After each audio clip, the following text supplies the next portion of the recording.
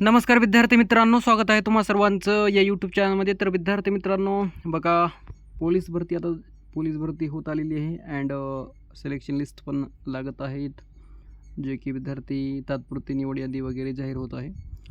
तर बघा विद्यार्थी मित्रांनो, तुम्हाला नियुक्तीपूर्वी काही सूचना आहेत, काही माहिती आहे, काही फॉर्म आहे, तर ते तुम्हाला भरून त्यांना द्यावं लागत असतं. सो थोडक्यात बघा, आपण फॉर्म पाहून घेऊ. तर पाहू शकता, महाराष्ट्र पोलीस शिपाई पदावर नियुक्तीपूर्वी उमेदवाराने भरून द्यावयाचा साक्षांकन नमुना. तर हे पूर्ण फॉर्म तुम्हाला नियुक्तीपूर्वी तुम्हाला भरून द्यायचं आहे, जे की यामध्ये बघा आता 1 नंतर 2 असे आपल्याला सूचना वगैरे पाहायला मिळतील. हे आपण वाचूत अँड मराठी प्लस इंग्लिश असे आहे. यामध्ये पहिलं थोडंसं वाचून घेऊ. सो बघा, इशारा, या साक्षांकन नमुन्यामध्ये सादर केलेल्या माहितीच्या सक्षम प्राधिकाऱ्याकडून पडताळणी करण्यात येणार असून खोटी माहिती पुरवणे किंवा वस्तुस्थिती निदर्शक माहिती दडपून ठेवणे ही अनर्थ ठरेल आणि त्यामुळे उमेदवार नोकरीस अपात्र ठरेल. तर हीच माहिती पूर्ण इंग्लिशमध्ये इथे ट्रान्सलेट केलेली आहे.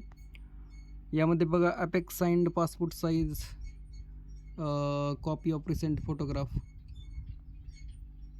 हे इथे तुमचे फोटो चिटकवायचे आहेत, जे की आपण 1 मिनिट थोडक्यात वाचून घेऊ. सेकंड, हा नमुना पूर्ण केल्यानंतर आणि सादर केल्यानंतर उमेदवार स्थानबद्ध सिद्ध दोष, सेवारोधित इत्यादी झाला असेल तर यथास्थिती नियुक्ती प्राधिकाऱ्याकडे किंवा यापूर्वी ज्याकडे साक्षांकन नमुना पाठविला असेल त्या प्राधिकाऱ्याकडे त्याबाबतचा तपशील ताबडतोब कळविला जाईल. असे करण्यास कसूर केल्यास वस्तुस्थिती निदर्शक माहिती दडपून ठेवली आहे असे समजण्यात येईल. सो बघा, पूर्ण माहिती तुम्ही एकदम निवांत वाचून घ्या. जर कोणत्याही वेळी एखाद्या व्यक्तीने या साक्षांकन नमुन्यामध्ये खोटी माहिती दिल्याचे अथवा माहिती दडवल्याचे निदर्शनास आले तर त्याची सेवा समाप्त होण्यास तो पात्र ठरेल. तर बघा विद्यार्थी मित्रांनो, जी पूर्ण तुमची माहिती ओरिजिनल आहे तर तीच तुम्ही यामध्ये लिहा किंवा नोंदवा, जेणेकरून तुम्ही अपात्र होणार नाहीत. अँड हेच इंग्लिशमध्ये इथे ट्रान्सलेट केलेलं आहे. यामध्ये तुमचे photos, passport size apex copy of recent photograph, तर जे तुमचे रिसेंटचे फोटो आहेत तर ते इथे तुम्हाला चिटकवायचे आहेत. नंतर बघा, आता 1 नंबर, यामध्ये बघा, संपूर्ण नाव ठळक अक्षरात टोपणनावे असल्यास त्यासह कोणत्याही वेळी तुम्ही नावातील किंवा आडनावातील कोणताही भाग गाळला असल्यास किंवा त्यात भर घेतली असल्यास त्याचा निर्देश करावा. आता इथे बघा, आडनाव आहे, इथे पूर्ण आडनाव द्यायचं आहे. नंतर तुमचं नाव बघा, इथे सरनेम अँड नेम, इथे तुम्हाला इथे इंग्लिशमध्ये ट्रान्सलेट आणि इंग्लिशमध्ये पण तुम्हाला लिहायचं आहे. नंतर बघा, सध्याचा संपूर्ण पत्ता म्हणजे गाव, ठाणे व जिल्हा किंवा घर. अँड हे जर तुम्हाला म्हणजे असं इंग्लिशमध्ये पण लिहायचं आहे किंवा नाही तर तुम्ही त्यांना विचारू शकता, जे की तुमच्याकडं कॉल असेल, फोन नंबर असेल किंवा माहिती असेल तर तुम्ही त्यांना विचारू शकता. यामध्ये बघा, सध्याचा पत्ता, संपूर्ण पत्ता म्हणजेच गाव, ठाणे व जिल्हा, जसं की आता तुमच्या जवळचा ठाणा वगैरे कोणता आहे, नंतर तुमचा जिल्हा कोणता आहे, जसं आपला लातूर आहे, किंवा घर, क्रमांक, गल्ली, मार्ग, रस्ता आणि शहर, पूर्ण तुम्हाला माहिती या रिकाम्या बॉक्समध्ये द्यायची आहे, जे की इंग्लिशमध्ये पण देऊ शकता आणि मराठीमध्ये पण, आणि दोन्हीमध्ये पण द्यायचं असेल तर दोन्हीमध्ये पण देऊ शकता. नंतर घरचा पत्ता आहे बघा, म्हणजे गाव, ठाणे व जिल्हा किंवा घर, क्रमांक, गल्ली, तर हे घरचा पत्ता. थर्डमध्ये, देन ही पाकिस्तानातील मूळ रहिवासी असल्यास त्या देशातील पत्ता आणि भारतीय संघराज्य स्थलांतर केल्याचा दिनांक, तर हे सोडून द्यायचं किंवा त्यांना विचारून पाहायचं. हे आपलं काही नाही त्याच्यामध्ये सोडून द्यायचं. नंतर तुमचं बघा, आधार क्रमांक तुम्हाला इथे टाईप करायचा आहे, जे की आणि इंग्लिश आणि मराठी दोन्ही दिलेले आहेत. यामध्ये तुम्ही इंग्लिश किंवा मराठीमध्ये प्रेफर करू शकता, जे तुम्हाला सोपं वाटेल ते. अँड विचारून तुम्ही इंग्लिशमध्ये पण लिहू शकता, जे की त्यांनी कॉलम सेपरेट दिलेले आहेत. हे बघा, आधार कार्ड, नंतर पॅन कार्ड असल्यास म्हणा, नंतर नॅशनॅलिटी, तुमचे जे नंबर आहे, जन्मदिनांक जे बरोबर डेट आहे तर तेच, नंतर सध्याचे वय, पर्सेंटेज, उच्च माध्यमिक 12वी परीक्षेच्या वेळेचे वय, म्हणजे 12वीला तुमचे वय किती होते, जन्मठिकाण ते जेथे असेल तो जिल्हा व राज्य. जन्मठिकाण तुमचं place of birth, district and state in which situated, तर ते लिहायचं आहे इथं. तुम्ही कोणत्या जिल्ह्यातील व राज्यातील आहात? ऑफकोर्स महाराष्ट्र. अँड लातूर जिल्हा किंवा नांदेड, धाराशिव वगैरे असे देऊ शकता. छत्रपती संभाजीनगर, पुणे असे जे तुमचा जिल्हा आहे तर ते. अँड राज्य तर महाराष्ट्राचं आहे. नंतर बघा वडिलांचे मूळ गाव, तालुका व जिल्ह्यासह, जे की एकच असणार आहे. अँड मूळ गाव पण बघा विचारून पाहू शकता वडिलांना वगैरे, किंवा तुम्हाला माहितीच असेल तर ते तुम्ही इथे अरकाण्यामध्ये लिहायचं आहे. नंतर तुमचं धर्म, रिजन. आपण मागासवर्गीय प्रवर्गातील आहात काय? उत्तर होय किंवा नाही. यामध्ये फक्त होय किंवा नाही उत्तर द्यायचं आहे. नंतर बघा 10वं काय म्हणतात, मागील 5 वर्षात एका वेळी, राईट, मागील 5 किंवा वर्षात एका वेळी 1 वर्षाहून अधिक काळापर्यंत ज्या ठिकाणी तुम्ही राहिला असाल त्या ठिकाणाचा तपशील, निवासाच्या कालावधीसह, प्रदेशात किंवा पाकिस्तानासह वास्तव्य झाले असल्यास 21 वर्षे पूर्ण झाल्यानंतर ज्या ठिकाणी 1 वर्षाहून अधिक काळापर्यंत राहिला असाल त्या सर्व ठिकाणाचा तपशील द्यावा. म्हणजे जे मागील 5 वर्षात एका वेळी किंवा 1 वर्षाहून अधिक काळापर्यंत ज्या ठिकाणी तुम्ही राहिलात, म्हणजे आता पूर्ण विद्यार्थी तर घरीच आपल्याच राज्यामध्ये, जिल्ह्यामध्ये, आपल्याच गावामध्ये राहतात, तर ते तुम्ही ते देऊ शकता.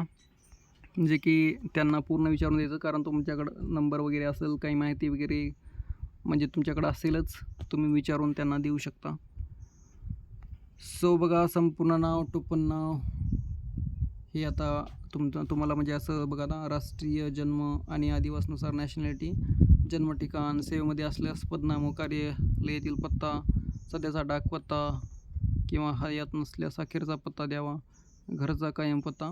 तर हे जे आता हे तुमचे बघा इथे वडील, आई, पत्नी, नंतर भाऊ, बहीण, मुलगा, मुलगी, तर हे जे आहेत ना, तर यांचं पूर्ण इथे जे यांनी म्हटलेले आहेत तर ती माहिती आपल्याला या कॉलममध्ये, या रकान्यामध्ये भरायची आहेत, जे की इथे तुम्ही पाहू शकता. ही कॉलम रिकामी आहेत अँड इथेच भरायचं आहे. नंतर बघा 12 आपल्याला पाहायला मिळतील. शैक्षणिक अर्हता, वयाच्या 15व्या वर्षापासून शिक्षणाची ठिकाणे व शाळेतील व महाविद्यालयातील वर्षे यासह.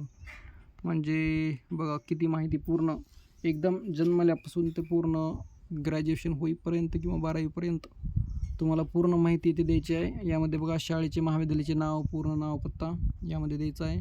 नंतर प्रवेश दिनांक, तुम्ही कॉलेजमध्ये, शाळेमध्ये केव्हा प्रवेश केलात, नंतर केव्हा सोडलात, अँड उत्तीर्ण परीक्षा, तर त्यांचं डेट वगैरे तर तुम्हाला इथं द्यायचं आहे.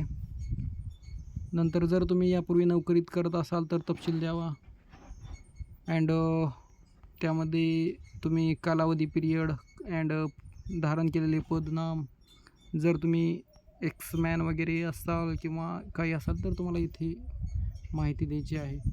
पूर्वीची नोकरी सोडण्याची संपूर्ण कारणे, कार्यालयाचा भागीदारी, संस्था किंवा संस्थेचा पत्ता, पूर्ण माहिती.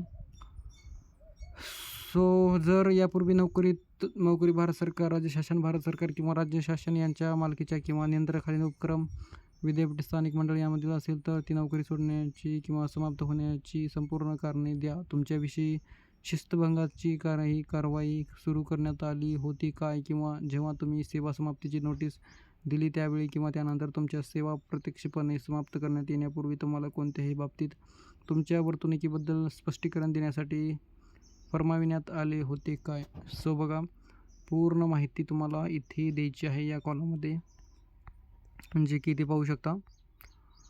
नंतर बघा यापूर्वी आता इथे तुम्हाला बघा होय किंवा नाही ऑप्शन आहेत. यापूर्वी तुम्हाला कधी अटक करण्यात आली आहे का, तर होय किंवा नाही मध्ये ऑप्शन देऊ शकता. नंतर आतापर्यंत तुम्हाला बद्ध करण्यात आले आहे का, बद्ध, होय किंवा नाही. आतापर्यंत तुम्हाला स्थानबद्ध करण्यात आले आहे का, आतापर्यंत तुम्हाला न्यायालयाकडून दंड करण्यात आलेले आहे का, जर होय असेल तर होय, नाही असेल तर नाही. आतापर्यंत तुम्हाला न्यायालयाच्या निर्देशानुसार दोषी ठरवण्यात आले आहे काय. सो अशी माहिती तुम्ही इथे देऊ शकता. तुम्हाला एखाद्या संस्थेकडून मनाई करण्यात आली आहे काय, किंवा अनर्ह ठरविल्यास आहे काय, म्हणजे मनाई, संस्थेकडून मनाई करण्यात आलेली आहे काय. आत्तापर्यंत तुम्हाला न्यायालयाच्या निर्णयानुसार निर्दोष मुक्त करण्यात आले आहे काय. सो त्याची माहिती इथे देऊ शकता. नंतर ब किंवा क चे उत्तर होय असेल तर हा नमुना भरताना सदर खटला अटक, स्थानबद्धता, दंड, दोषसिद्धी, शिक्षादेश इत्यादीची संपूर्ण तपशील आणि न्यायालय, विद्यापीठ, शैक्षणिक प्राधिकरण इत्यादी ठिकाणी प्रलंबित असलेल्या प्रकारचे स्वरूप स्पष्ट करावे.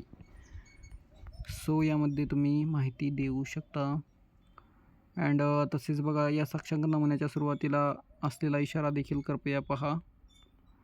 अँड आता बघा 16व 17व तुम्ही विवाहित आहात काय, होय किंवा नाही. तुम्हाला एकापेक्षा अधिक पत्नी आहे काय, असल्यास त्यांची नावे काय आणि तुम्ही त्यांच्याशी केव्हा विवाह केला तर याची माहिती येते. नंतर बघा तुमच्या पतीस एकापेक्षा अधिक पत्नी आहेत काय, असल्यास त्यांची नावे काय आहेत आणि त्याने त्यांच्याशी केव्हा विवाह केला. सो नाव आणि त्यांचा विवाह दिनांक. तुमच्या निवास भागातील 2 जबाबदार व्यक्तींची नावे किंवा ज्यांना तुम्ही माहीत आहात अशा 2 संदर्भीय व्यक्तींची नावे इथे द्यायची आहेत, जे की तुमच्या जवळच्यांची तुम्ही देऊ शकता.